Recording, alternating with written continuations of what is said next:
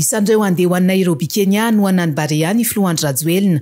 Araky ny nambaran'ny ministry ny tanora sy ny fanatanjahantena Moustapha Marson dia nahazo fanasana avy amin'ny Confédérationna Afrikana misahana ny baolina kitra ny filoha.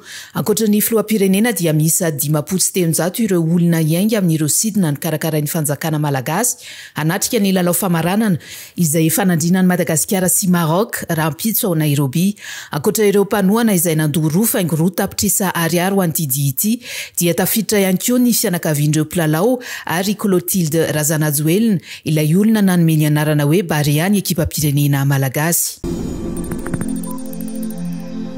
Rampitso Sabotsy no hiatrika ny lalao famaranana ny fiadinan'ny tompon-dakany Afrika ny Barea, lalao ifanandrinany amin'ny Maroc ao Nairobi Kenya. Nanambara i Romuald Rakotondrabe mpanazatra fa ezaka ny ekipa rehetra hanome izay farany azony atao sy izay tsara ahafahana mandrombaka ny amboara na tsy moramora. Na dia firenendehibe amin'ny baolina kitra eto Afrika sy maneran-tany aza i Maroc, hoy ny mpanazatra ny ekipam-pirenena malagasy dia afaka mifanandrana tsara ny ekipam-pirenena malagasy. Matoko isika tonga amin'ny lalao famaranana dia tsy kisendrasendra, dia tsy kisendrasendra izany.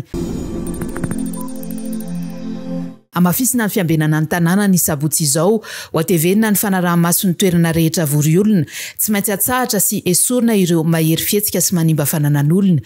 Ireo ny fepetra niraisiny fari-piadiany Gendarmerie Antananarivo raha ny fampahafantarana avy amin'izy ireo Androany Zoma. Manoloana ireo hetsika mety hamory vahoaka noho ny fisiany lalao famaranana ny fiadinan'ny tompon-dakany Afrika CHAN izay fanandrinan'ny Madagasikara sy Maroc.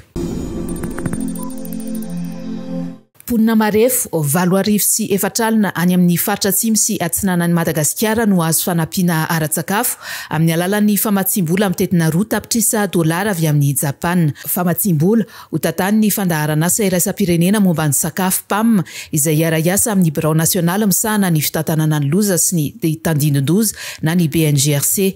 Tafiditra ao anatin'ny fanampiana vonjimaika ny fizarana vary 50 taona sy voamadinika 70 taona ho andreo fianakaviana miatrika tsy fanjary-tsakafo any atsimo sy atsinanan'ny nosy anarivony.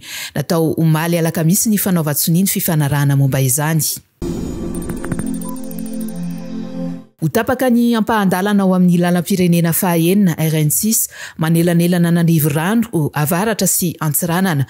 Rampitso Sabotsy raha ny fampahafantarana avy amin'ny ministera ny asa vaventy noho ny fanatanterahana ny andrana vesatrentana no antony ary ho tapaka ny famoivozana eo amin'ny tetezana Antsakoabe amin'ny 7 maraina hatramin'ny 9 maraina sy ny tetezana Ambotopont amin'ny 9 maraina hatramin'ny 11 maraina.